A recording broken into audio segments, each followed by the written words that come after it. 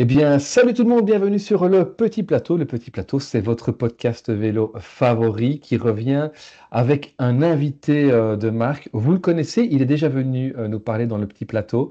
Il s'agit de Cyril Saugrain. Bonjour Cyril. Bonjour à tous. Comme chaque numéro, on a évidemment Damien qui est là avec nous. Alexis n'est pas là, mais on le salue évidemment. La raison de cette présence de Cyril aujourd'hui, c'est parce que Cyril, tu as annoncé un nouveau projet. Tu vas intégrer la structure Van Rysel Roubaix en tant, ni plus ni moins que manager général. Tout d'abord, pour rentrer directement dans le vif du sujet, première question. Est-ce que c'était une surprise pour toi? Est-ce que tu peux nous raconter un petit peu comment ça s'est fait? Comment toi, tu es arrivé à prendre ce nouveau poste? Oui, ça a clairement été une surprise dans un premier temps parce que les premiers contacts ont été pris je dirais au mois de septembre. Euh, les contacts sont venus par le biais un petit peu de l'interne. Il faut être transparent. Van Rysel a investi et a donné son accord aux côtés du Vélo Club de Roubaix et de l'équipe qui est devenue Van Rysel Roubaix jusque 2029. Il y a bien évidemment des gens en place, en l'occurrence Daniel Verbrakel qui est le manager général. Daniel Verbrakel va être en partance, hein, il est plutôt sur la voie de la retraite. Et l'idée première, quand Olivier Robinet, qui est le nouveau président du Vélo Club de Roubaix, est arrivé à ce poste, a été de se dire il faut quand même qu'on prépare la suite. Daniel est plutôt sur la fin de carrière. On ne peut pas se permettre d'attendre que Daniel parte et de se dire comment ça va se passer entre les deux. Et je pense que dans leur réflexion avec Daniel, avec les différentes personnes du Vélo Club de Roubaix, ils ont plutôt réfléchi. Et par bonheur, je dirais, mon nom est arrivé sur la liste de par mon parcours d'ancien coureur, de par mon parcours chez Decathlon, donc avec quelques notions de management, une bonne vision du sport en général, mon rôle de consultant, le fait que je sois aussi bien imprégné dans le tissu local du vélo, puisque c'est vrai qu'avec Chloé et Lilou qui se sont mis à rouler dans les Hauts-de-France, on est là depuis maintenant, on est revenu depuis 4-5 ans dans le milieu, dans le vélo local. Et voilà, je semblais être la personne qui était un petit peu le mouton à 5 pattes, qui connaissait un petit peu toutes les facettes de tous les postes. Et puis, l'idée, c'est de construire cette passation. Donc, Olivier Robinet est venu me voir en septembre en me disant, voilà, j'ai un projet à te présenter, je ne sais pas si ça t'intéresse. Et il m'a présenté le projet. Donc, forcément, j'ai eu les yeux qui ont un petit peu brillé quand on me présente un tel projet. Il est important de bien préciser que le projet, ce n'est pas manager général de l'équipe Van Rysel Roubaix, c'est un projet global. Je vais prendre le poste de manager général du Vélo Club de Roubaix.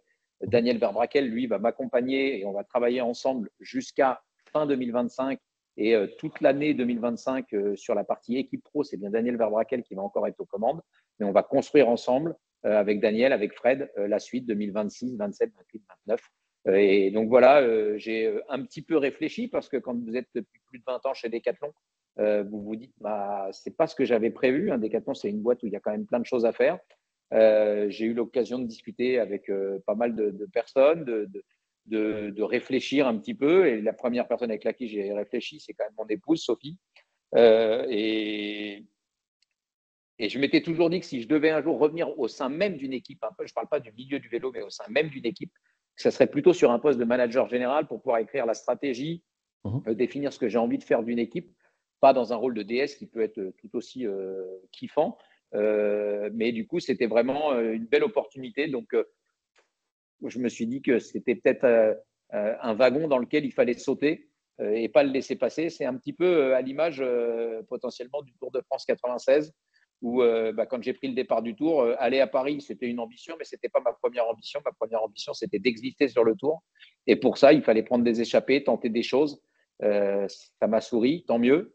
J'espère que avoir pris cette nouvelle opportunité comme un nouveau challenge, parce qu'il y a beaucoup de choses à faire et je ne dis pas que ça va réussir, mais on va tout faire pour que ça réussisse. Eh bien, je me suis lancé dans ce nouveau défi à 52 ans. Des fois, c'est le bon moment pour prendre des belles initiatives. Cyril, tu es connu pour tes expressions savoureuses en tant que consultant. Je me note maintenant le mouton à 5 pattes ici pour ton rôle. Et tes pattes, bah, tu viens de le dire, en fait, il y a beaucoup de choses à faire dans ce projet. Est-ce que tu peux nous en dire un petit peu plus? Parce que j'ai lu qu'effectivement, ça va partir dans enfin, plusieurs directions. En tout cas, il y a plusieurs pôles à développer. Est-ce que tu peux nous dire concrètement en quelques mots ce que tu vas faire? Oui, il y a plusieurs pôles à développer parce que on connaît tous le contexte économique du cyclisme. On l'a dit, on a eu un temps parlé de cyclisme à 2 vitesses pour ce pourquoi vous savez très bien, mais on parle aussi de cyclisme à 2 vitesses pour des raisons économiques. On est sur des planètes complètement différentes. C'est-à-dire qu'aujourd'hui, les plus grosses équipes mondiales sont accompagnées, je ne vais pas dire sponsorisées, mais accompagnées par des États qui sont sans limite en termes de finances, et ce n'est pas une critique. Je pense que c'est bien qu'il y ait de l'argent dans le milieu du vélo. Mais à l'autre bout de la chaîne, il y a dans le milieu de grosses équipes. Decathlon HDR est une grosse équipe, Arkea est une grosse équipe, Cofidis est une grosse équipe. Et puis, il y a encore un petit peu plus bas des équipes qui doivent vivre. Nous, on fonctionne comme une association dans laquelle il y a cette équipe professionnelle avec des budgets très courts. Ce ne sera jamais les budgets de l'UAE. En revanche, on peut quand même envisager de faire de belles choses. Et la volonté, c'est probablement de consolider ce qui est déjà en place, pourquoi pas le faire grandir. Je rappelle que l'ambition que la marque Van Rysel avait, et moi j'ai eu cette chance, c'est de créer la marque Van Rysel avec Nicolas Piron en 2019. Et dans une des toutes premières réunions qu'on s'était faites, on avait écrit le rêve de la marque Van Rysel. Et le rêve, c'était gagner Paris-Roubaix avec un vélo Van Rysel. Et le rêve ultime, c'était gagner Paris-Roubaix avec un vélo Van Rysel sous les couleurs du maillot Van Rysel-Roubaix, enfin Roubaix à l'époque, puisque Van Rysel n'était pas partenaire. Donc, on avance petit à petit. Decathlon, via Van Rysel, avance un peu plus vite que nous, parce que Decathlon est partenaire de l'équipe Decathlon AG2R et ils vont être sur les routes du Paris-Roubaix dès cette année. Donc, rien n'interdit de vivre le rêve pour Van Rysel. Mais moi, ce rêve, je l'ai repris un petit peu à mon compte et je me suis dit, mais tiens, et si on se disait qu'on allait tendre vers ça? Et j'ai rajouté du coup une petite donne à ça quand je suis arrivé. Et je me suis dit, et si un jour on gagnait le Paris-Roubaix avec un vélo Van Rysel sous les couleurs du Van Rysel-Roubaix avec un jeune issu de l'académie Van Rysel-Roubaix? Et donc ça, c'est le deuxième point, c'est qu'on n'achètera jamais les meilleurs coureurs du monde, on ne sait pas le faire. On va construire un écosystème qui va donner envie de venir chez nous par la volonté d'avoir une équipe qui est attirante, qui est dynamique, une autre façon de communiquer, une équipe assez jeune, moderne. Et on va construire tant que possible ce projet d'académie. Au Vélo Club de Roubaix, il existe depuis des années un club avec toutes les structures, mais aussi un pôle école de vélo. Dans cette école de vélo, il y a bon nombre de jeunes qui découvrent le vélo. Et je pense que c'est comme ça qu'on va le construire. On va garder cette école de vélo qui va être la porte d'entrée à l'accessibilité au cyclisme. Je découvre le vélo. Je vais faire en sorte de rendre accessible le vélo aux gens de Roubaix et à d'autres, mais je me dire, tiens, peut-être qu'à Roubaix, il y a des gamins qui ne peuvent pas faire de vélo parce que le vélo n'est pas un sport hyper accessible. On va leur donner les moyens de dire, venir faire des tests. On a un vélodrome extérieur. On a la chance d'être voisin du STAB qui peut nous permettre de mener des tests. Et on se dit que peut-être un jour, on aura une pépite qui sort de Roubaix et qu'on va faire grandir dans notre école de vélo. Les meilleurs d'entre eux qui sont aujourd'hui à l'école de vélo, eh bien, on va les détecter par leurs résultats, bien évidemment, et on va essayer de les accompagner vers le sport de haut niveau avec un double projet qui restera très important pour nous, l'école et la progression vers le sport, le cyclisme de haut niveau. On a la chance, c'est qu'à côté du Vélo Club de Roubaix, il y a un lycée qui s'appelle le lycée Van der Merch, et ce lycée héberge déjà un sport-études, triathlon pour le moment, qui est plutôt réputé dans la région Nord, et bon nombre de jeunes coureurs de la région sur route roulent déjà là-bas. Et je vais prendre pour exemple un bon exemple, c'est un jeune coureur que vous avez peut-être déjà entendu parler, qui fait premier cadet première année au Trophée Madio, qui s'appelle Jules Lefebvre. Ce jeune coureur, il est au Vélo Club de Roubaix, il est au sport-études Van der Merch.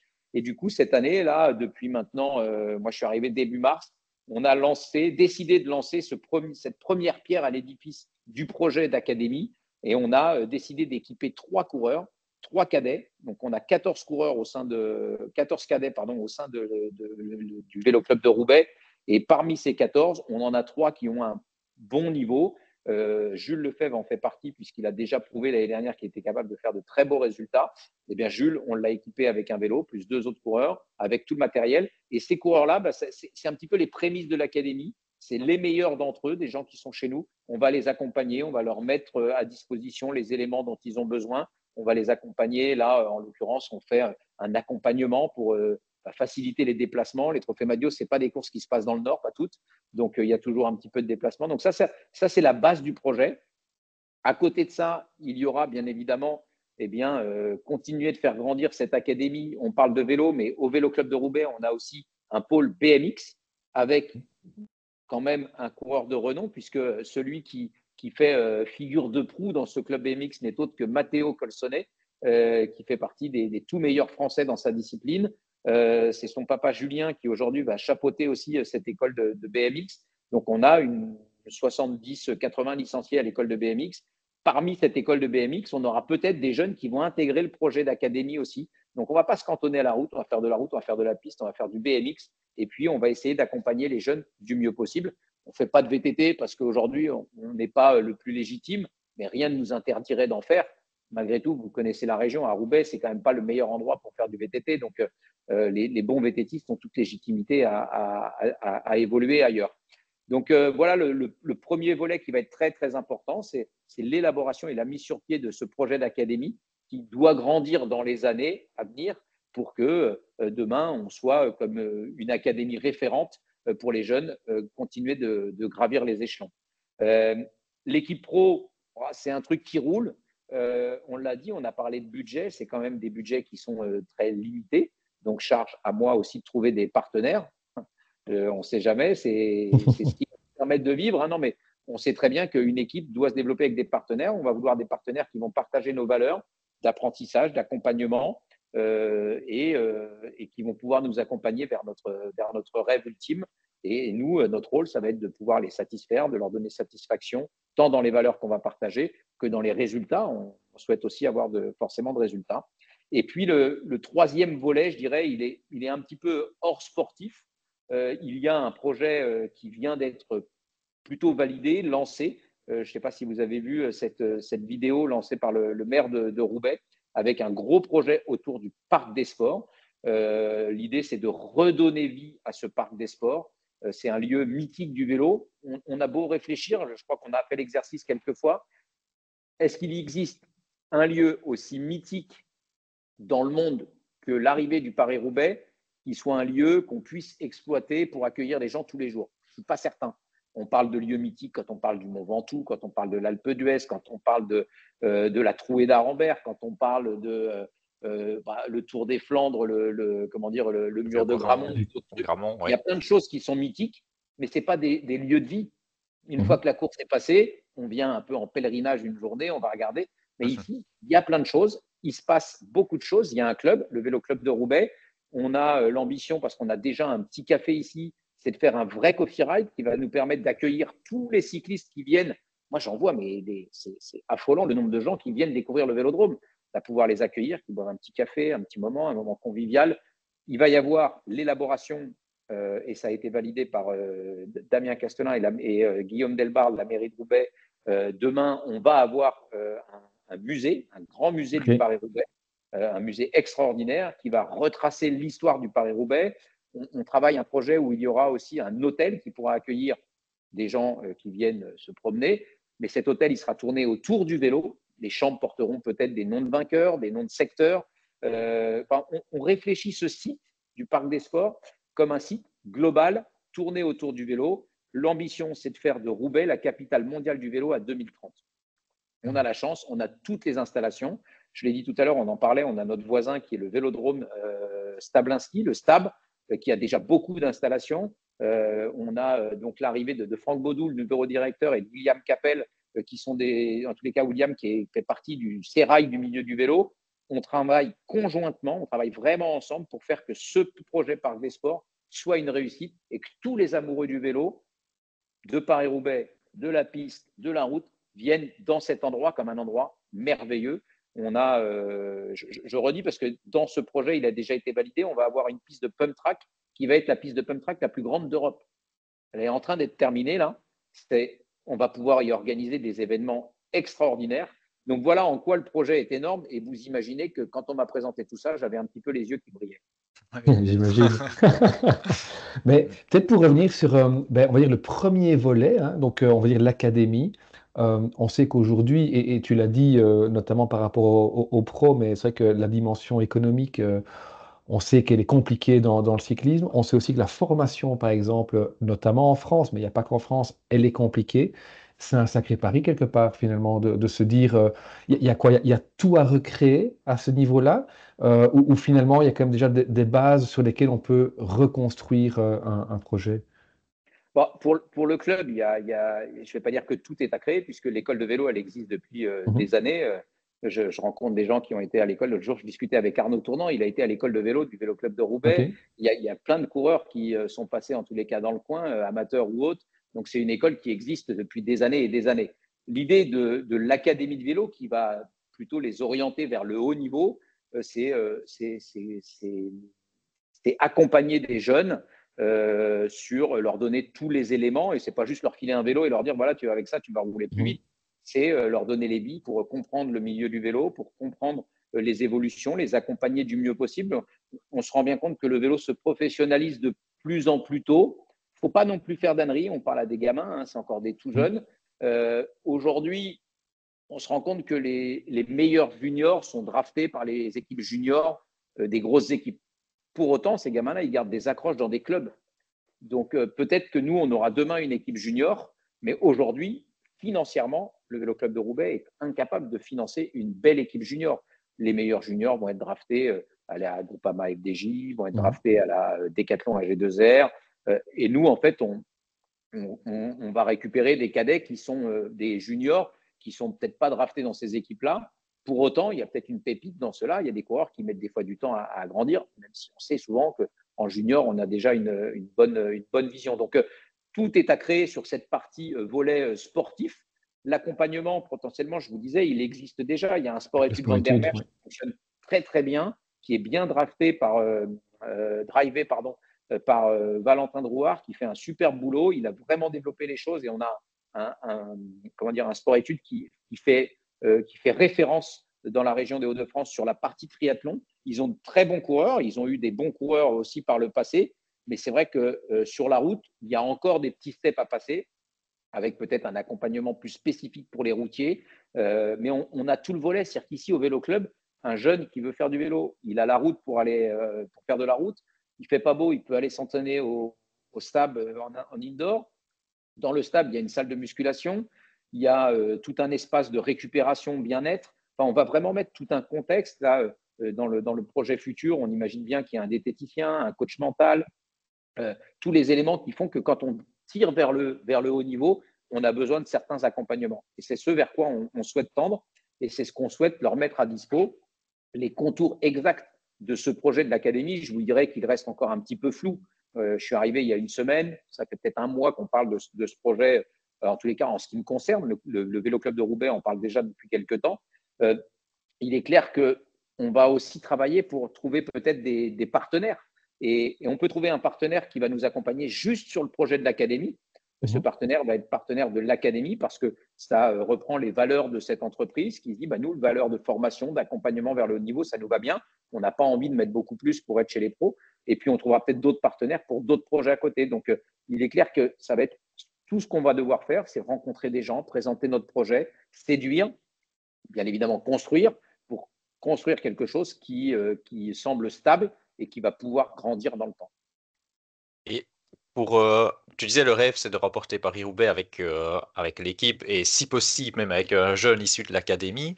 Euh, Est-ce que ça sous-entend quand même, pour pouvoir participer à cette course, vous pouvez être invité aussi, mais pour pouvoir participer à cette course de manière régulière, pour pouvoir garder aussi des jeunes d'un certain niveau, même si tu expliques bien qu'effectivement les plus gros talents vont être draftés plus haut, mais est-ce que ça sous-entend quand même pas qu'il va falloir viser la montée Conti Pro avec Van Rysel-Roubaix? Vous avez tout compris. Bien évidemment, sous les 2-3 ans, c'est la cible qu'on doit se fixer. On sait qu'on y arrivera. Ce n'est pas seulement par le Saint-Esprit qu'on va y arriver. Il va falloir qu'on trouve des partenaires qui veulent nous accompagner dans ce projet. C'est exactement ça. La première marche qu'on doit gravir quand je parle de l'équipe pro, si demain on veut arriver à espérer toucher notre rêve du bout du doigt, eh ben, ça va être déjà d'être au départ d'un Paris-Roubaix. Mais pour être au départ, il faut changer de catégorie. Donc, on a, je vais dire, 2-3 ans pour aller. Idéalement, il faudrait qu'en 2027, on soit dans cette catégorie-là pour se dire on commence à construire 2027 ou 2028 parce qu'on sait qu'aujourd'hui, construire, il faut valider le projet, écrire tout le projet, séduire des partenaires qui vont se sentir emballés par le projet et qui vont dire oui, nous, on vous soutient dans le projet, prendre assez tôt des contacts avec des coureurs, pas les meilleurs mondiaux, mais qui sont des bons coureurs, au moins un ou deux qui seront nos fers de lance, et puis construire aussi toute une ambiance. Hein. Je vais vraiment insister sur ce côté humain. L'autre jour, je réfléchissais un petit peu à ce projet-là, et je me dis, nous, on va s'animer sur la data. Tout le monde s'anime sur la data, les watts, les machins, les bidules. Sauf que nous, on va s'animer sur une autre data. On va s'animer sur la satisfaction de nos coureurs. Je me dis qu'un coureur qui prend plaisir à faire son boulot, qui prend plaisir dans l'équipe dans laquelle il est, pour autant, je ne vais pas lui dire de ne pas aller s'entraîner, mais il a plus de chances de gagner des courses que si on part et qu'on lui dit qu'il faut absolument gagner des courses, sinon ça ne va pas aller. Donc, on va essayer de travailler dans le sens un petit peu inverse. Et nous, on va s'animer sur cette data, la satisfaction de nos collaborateurs, de nos clients, la satisfaction de nos coureurs, et la satisfaction des gens qui nous suivent. L'idée, ça va être de créer une communauté autour de l'équipe Van Rysel-Roubaix et pas autour d'un coureur qui arrivera au sein de l'équipe Van Rysel-Roubaix. Ouais, Donc, les gens qui vont suivre le projet vont suivre le projet de l'équipe. Et quels que soient les coureurs qui arriveront dans cette équipe ou qui en partiront, normalement, on aura fidélisé une communauté à qui on fera vivre des bons moments, à qui on partagera des bons moments, à qui on livrera de l'insight. Voilà, on va essayer d'être une équipe plus orientée vers les moyens de communication très modernes, même si aujourd'hui toutes les équipes communiquent beaucoup. Mais on sait très bien qu'on n'aura pas les moyens des grosses équipes pour faire des communications à veux-tu en voilà et pour faire venir tous les meilleurs coureurs du monde. Donc, ça va être à nous de bien construire notre calendrier, de savoir où on a envie d'exister, comment on a envie d'exister et donner de la visibilité à nos partenaires par différents moyens. Et je pense qu'aujourd'hui, le résultat n'est pas le seul et unique moyen que tu puisses donner de la visibilité pour pouvoir donner de la visibilité à tes partenaires. Je reprends simplement, quand moi je courais dans les années de 94 à 2004, quand j'ai fait ma dernière année de vélo en 2003, je peux retracer, mais je me dis quels étaient les moyens que l'on avait de donner de la visibilité à notre partenaire ou à une équipe. Hormis gagner une course, faire la une de l'équipe, faire la une d'un magazine de vélo, avoir un petit reportage sur toi dans le magazine de vélo qui était lu par les quelques personnes qui achetaient le magazine de vélo, ben, il n'y avait pas beaucoup d'autres possibilités. Aujourd'hui, tu veux donner de la visibilité à un de tes partenaires, tu peux faire du contenu enrichi, tu peux donner de la visibilité à un coureur quand il part à l'entraînement, il peut expliquer des choses, tu peux faire des contenus qui vont intéresser une communauté et ce n'est pas uniquement le résultat. Donc, il y a moyen de trouver d'autres moyens d'exister. Donc, à nous de le faire intelligemment. Et dans un premier temps, vous avez bien compris, on le fera avec nos moyens. Oui, il y a d'autres équipes qui sont en train aussi de prendre cette voie justement de se montrer peut-être en dehors des courses aussi, qui deviennent même des équipes françaises pour un jour participer. On a bien compris. Voilà.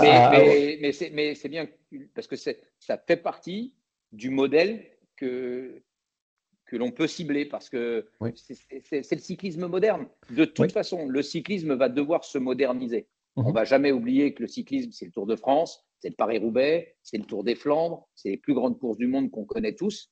Mais si on veut aussi attirer un nouveau public, le cyclisme va devoir apporter quelque chose de nouveau et c'est par ce biais-là qu'on va y arriver. Ce n'est pas en restant sur nos acquis d'il y a plus de 100 ans que le nouveau public va aimer le vélo. Les jeunes aiment le nouveau vélo. Alors, je dirais, allez, on est dans une génération rêvée en ce moment, tant en tant que consultant qu'en tant que spectateur. On a pléthore de champions qui sont des champions qui dynamisent des courses. Donc, c'est super agréable à suivre. Mais il y a quand même eu un temps où on avait des courses un petit peu monotones, cadenassées. Eh bien, le cyclisme doit trouver son nouvel équilibre, nouvelle course, nouveau type de course. Pour autant, il restera les grands monuments, les grands moments qui sont des incontournables où doivent participer les meilleurs, mais il y a peut-être des moyens d'exister un petit peu autrement. Ouais. Je me permets juste, après je te redonne la parole Romain, mais on va quand même citer, donc tu parlais d'Unibet, Tieté Marocaine, c'est parce qu'on s'est compris tous les 3, mais on sait jamais que certains qui nous C'est écoutent bien, n'auraient pas tu as fait bien le fait de le parallèle. préciser. Ouais. Tout à fait. Mais c'est vrai qu'aujourd'hui, effectivement, le cyclisme se joue à parfois des moindres détails, hein, être français pour espérer d'avoir des invitations sur des courses françaises, c'est un exemple. On l'a dit, on l'a évoqué tout à l'heure en début, c'est assez complexe la situation aujourd'hui. Il y a un cyclisme à deux vitesses d'un point de vue économique. On sait qu'au niveau français, chez les pros notamment, il y a pour l'instant, on va dire, trois locomotives que sont Groupama, Decathlon et Cofidis. Cofidis qui est une équipe du Nord également. Decathlon, bah forcément, on peut imaginer qu'avec Van Rysel, on pourrait créer quelque chose. Est-ce que l'idée, ce serait justement de mettre en place des partenariats avec ces équipes? Je viens de citer les trois qui sont locomotives, mais il y a celles qui sont derrière. On sait qu'Arkea est en difficulté, notamment financière, va sans doute descendre en Pro Team. Et il y a là aussi une sorte je dirais, d'image qui s'est créée autour de ce cyclisme breton finalement. Ici, on est dans le Nord. On a un peu des projets qui pourraient se ressembler. Est-ce que c'est envisageable d'imaginer justement des partenariats avec d'autres équipes dans un premier temps pour faire grandir plus rapidement le projet Van Rysel-Roubaix? Ce n'est pas ce qui est écrit, Ok, mais c'est comme partout. Je pense qu'il faut surtout rien s'interdire. ouais. Il faut se dire, est-ce que ça nourrit le projet qu'on a écrit? Est-ce que c'est ce que l'on a envie? Est-ce que cette association pourrait nous mener vers l'objectif sans pour autant être décorrélé des valeurs qui sont les nôtres? Donc, je m'interdis rien, mais non, l'objectif, c'est de pouvoir mener à bien ce projet, trouver des partenaires, je dirais, français, mais peut-être même locaux, qui ont Mhm. envie d'avoir cette identité nordiste. Ça, j'y tiens un petit peu. Pour autant, je ne suis pas nordiste à la base. Je le deviens petit à petit. Il faut que je fasse attention parce que je suis parisien qui devient nordiste, un peu belge. Donc, il faut toujours faire un bon équilibre. Mais comment dire, j'ai vraiment envie de pousser ce côté très local. J'ai plutôt pour habitude, avant de rayonner mondialement, soyons incontournables localement. Donc ça, c'est vraiment une base. Et aujourd'hui, on est plutôt une équipe qui doit avoir un rayonnement. Alors quand je dis national, parce qu'on fait des courses de niveau national, je pense que le niveau pour une Van Rysel-Roubaix, bah, moi j'aimerais bien, c'est qu'on puisse se dire tous les ans, on vise un classement top 3, top 5 d'une Coupe de France, par exemple. Enfin, Mhm. d'une Coupe de France, du classement général de la Coupe de Mhm. France. Ça peut être notre gros objectif à court terme, de se dire, bah voilà, là où on a envie d'exister, c'est là. On a après notre Tour de France, dans un premier temps, c'est les 4 jours de Dunkerque. Donc voilà, on a des courses qui sont nos courses, qui doivent nous permettre de faire rayonner nos partenaires. Et puis si demain on doit encore grandir, ce qui est l'objectif, eh bien peut-être qu'on aura des partenaires qui ont eu, eux, une vision un petit peu plus nationale, voire internationale pour certains. Donc voilà, il faut rien s'interdire parce on est au début de ce projet. Et on l'a dit, hein, la vision, c'est probablement de grandir pour pouvoir tendre vers le rêve, mais on sait qu'on ne grandira que par l'accompagnement avec des partenaires. Il faut pouvoir avoir des partenaires qui partagent les mêmes projets, la même vision et qui ont envie de vous accompagner sur ce projet long terme.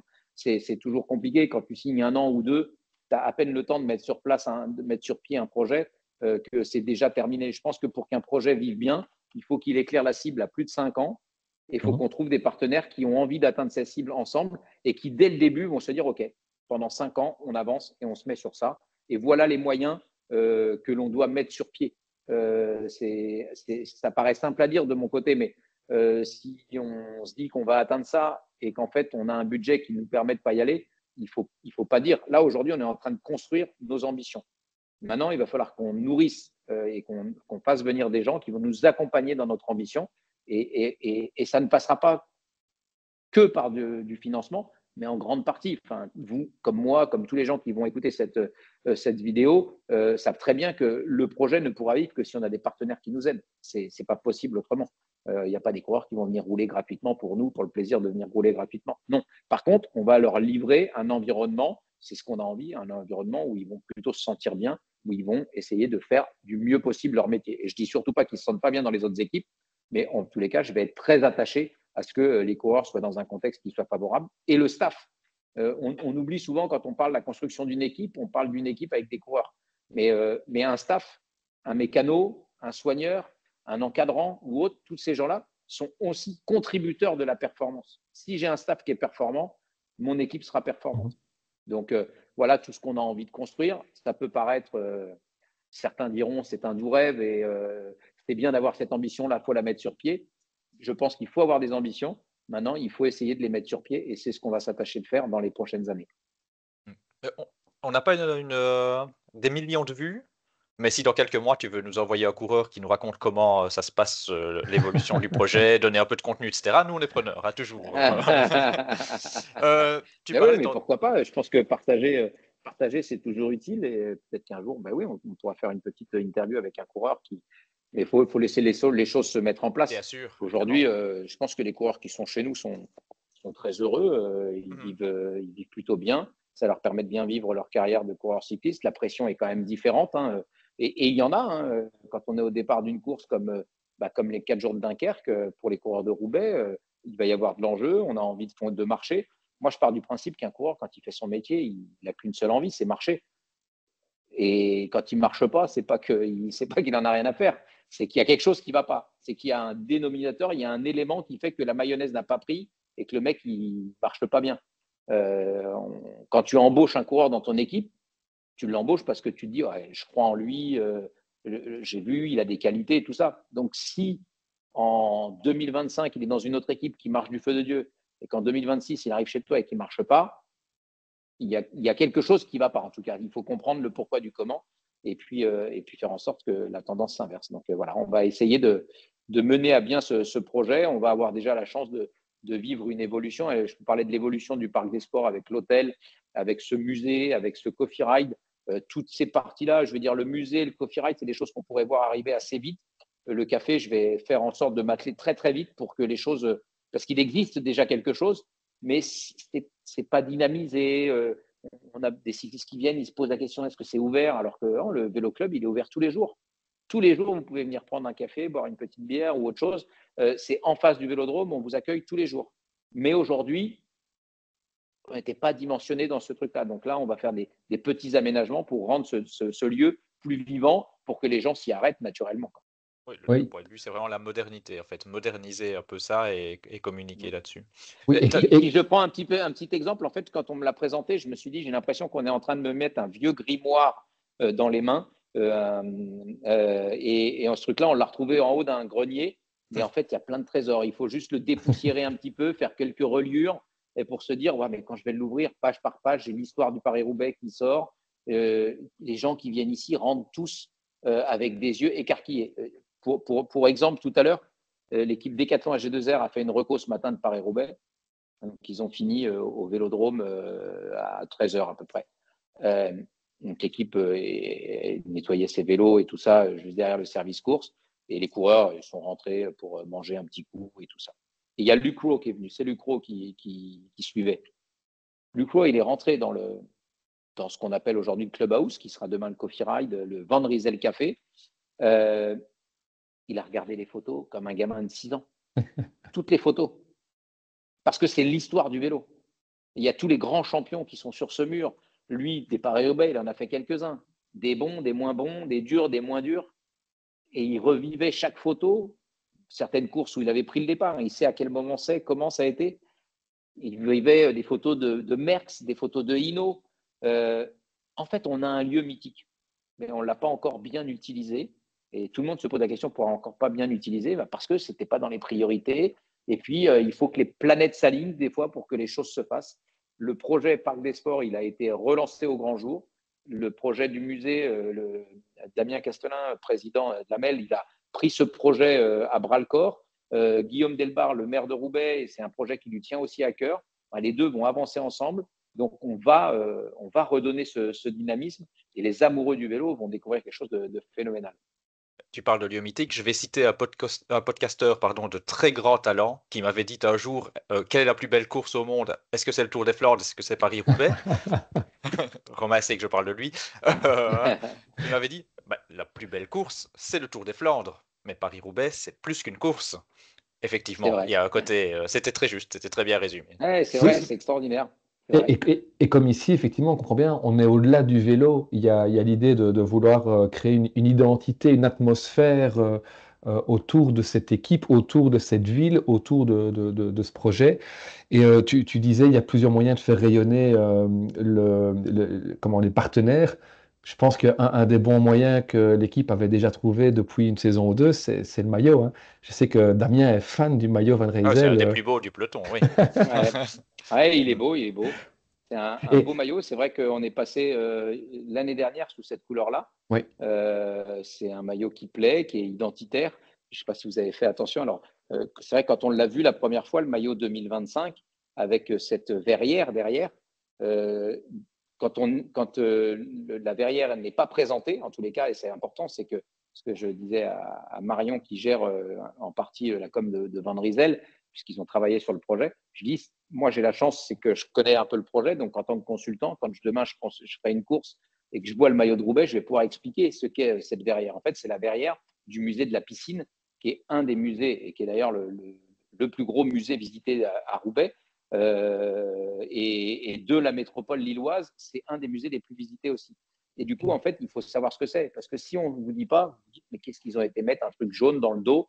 Ben ouais, mais c'est lié à un musée de Roubaix qui s'appelle La Piscine, qui est un musée qui est en fait une ancienne piscine qui a été réutilisée et dont on a fait un musée maintenant. Donc c'est assez extraordinaire. C'est là qu'on a fait le lancement de l'équipe cette année. Et en fait, c'est ce petit clin d'œil. Et ces petits clins d'œil sont assez sympas. La difficulté sur un maillot, c'est qu'il faut qu'il y ait des gens pour expliquer à quoi correspond ce clin d'œil. Mais on va continuer d'en faire. Je crois, si je ne me trompe pas, que l'année prochaine sont les 60 ans du Vélo Club de Roubaix. C'est ça. Je suis allé voir pour préparer l'émission. Je me dis, ah tiens, ça existe. Parce que je t'avoue que moi, en tant que Belge, je connaissais quand même pas toute l'histoire du Ouais, Vélo Club de Roubaix. Et je me suis dit, ah ouais, ça fait quand même déjà presque 60 ans. Et j'ai même aussi remarqué, voilà, pour la petite anecdote, c'est totalement au sujet, que Andy Schleck était passé par le Vélo Club de exactement. Roubaix. John Gadret, Stéphane Roche, enfin, quand même des grands noms qui sont passés par là. Cédric Vasseur, on parlait de Cofidis, est passé par là aussi. Donc ouais, ouais, j'imaginais pas ça. C'est vrai que c'est quand même déjà. Tu parlais d'un vieux grimoire, bah oui, effectivement, c'est un peu ça. Ouais. À Et nous moi, de je le me permets, dépoussiérer. c'est ça. Je me permets de faire une petite parenthèse, Cyril, parce qu'on t'a toi, donc on a parlé du projet. Juste une petite question sur toi en tant que Cyril Saugrain. Est-ce que ce nouveau poste signifie que tu vas mettre de côté ta casquette consultant ou pas du tout? Et on aura toujours la chance de Euh, t'écouter, hein. non, non, ça fait partie des petites négos que j'avais forcément eues parce que moi, je prends énormément de plaisir à être consultant aux côtés de Rodrigo Benken sur la RTBF et même à côté d'autres, hein. Des fois, c'est Samuel Gaulois, des fois, c'est d'autres. Donc, bien évidemment, je vais garder ce rôle de consultant. Alors, déjà, mon premier contrat me mène jusque fin 2025. Euh, Normalement, les choses doivent continuer au-delà de 2025. Ça, c'est les petits échanges que j'ai eus avec la RTBF. Et bien évidemment, dans ma venue ici, j'avais demandé à pouvoir continuer de vivre. Alors, ça a peu d'impact. L'impact, il est au moment du Tour de France, mais pour le moment, ça reste une période très creuse pour l'équipe. Le Tour de France, hein, il n'y a pas de course pour les coureurs de Van Rysel-Roubaix à ce moment-là. Ensuite, les autres courses, je suis dans un rôle de consultant, l'équipe n'est pas présente sur le départ des courses. Peut-être que la question se posera en 2029 ou 2030 si on atteint nos objectifs et qu'on est World Tour. Pour le moment, ce n'est pas d'actualité, donc je continuerai de pouvoir œuvrer pour la RTBF aux côtés de Rodrigo Benkens. Ok, parfait.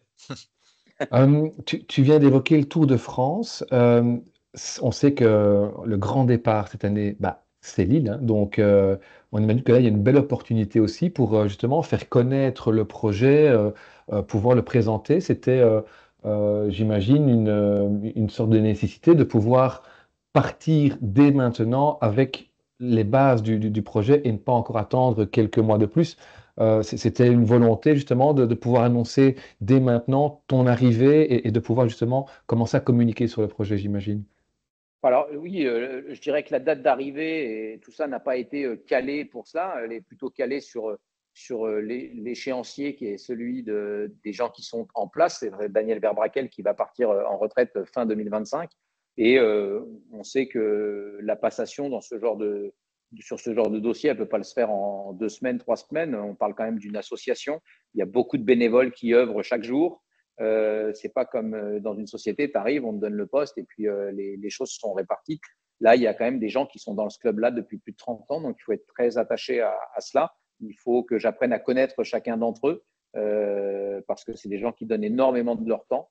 Voilà, et c'est vrai que dans la synchronisation, dans mon arrivée, elle était initialement prévue début janvier, puis finalement, le temps de faire différentes choses, on a reporté ça à début mars. Et bien évidemment, quand on a commencé à discuter, quand on a commencé à valider ce projet Parc des Sports, puis mon arrivée, je dirais que c'est plutôt le Parc des Sports sur lequel on a besoin d'utiliser la caisse de résonance dans un premier temps, qui sera celle de Paris-Roubaix, puis du Tour de France en juillet, pour faire connaître ce gros projet. Le projet que Cyril Saugrin devient manager général du Vélo Club de Roubaix et puis ensuite de l'équipe Van Rysel-Roubaix, ça se fera connaître, mais ça touche plutôt le public du cyclisme. C'est dans l'écosystème même du vélo. Alors que le projet Parc des Sports, avec ce musée du Paris-Roubaix, avec cet hôtel, avec ce Van Rysel Café qui doit voir le jour, ça, c'est des choses qu'on doit faire connaître au plus grand nombre. Et bien évidemment que la caisse de résonance de Paris-Roubaix, puis la caisse de résonance du Tour de France, sont des moments où on doit prendre la parole pour faire savoir ce qu'on va faire. Moi, j'avais une dernière question. On a évoqué effectivement toutes les parties prenantes du projet ici. En tout début, tu as évoqué brièvement tes filles. Est-ce qu'il y a une volonté justement de développer aussi une section féminine, peut-être au niveau du club et de manière plus générale au niveau du projet? Alors, au niveau du projet de l'académie, l'académie sera mixte. Oui. Bien évidemment, on accompagnera les garçons comme les filles. Je n'ai Mhm. peut-être pas précisé tout à l'heure, mais c'est bien de le préciser. En fait, une fois de plus, je vais dire, on ne peut pas se l'interdire. C'est une piste de réflexion. Mhm. Si demain, notre rêve, c'était de faire le Tour de France, la seule solution qu'on aurait de le faire, à mon avis, ce serait de créer une équipe féminine parce que l'accessibilité à ce niveau-là, même s'il devient de plus en plus compliqué, mais je dirais qu'avec un budget beaucoup plus limité que celui que tu as besoin pour aller dans une World Tour homme, te permettrait d'accéder au Tour de France. Le Tour de France, ça peut toujours rester une ambition quand on est dans le milieu du vélo, mais ce n'est pas la nôtre pour le court terme. Donc, est-ce qu'on pourrait créer une équipe féminine ou autre? Moi, une fois de plus, si je fais ça, je le ferai avec beaucoup de réflexion et j'analyserai vraiment l'écosystème du cyclisme féminin dans les Hauts-de-France. Mhm. Aujourd'hui, il y a une N2 qui fait figure de proue dans les Hauts-de-France, c'est le team Avenois, où sont bien évidemment Lilou et Chloé. Alors, même si Chloé a aujourd'hui une licence chez Lotto, elle a gardé sa licence au team Avenois. J'ai dit Chloé, j'ai dit Lilou, c'est Chloé qui est chez Lotto, et Lilou au team Oui. Avenois.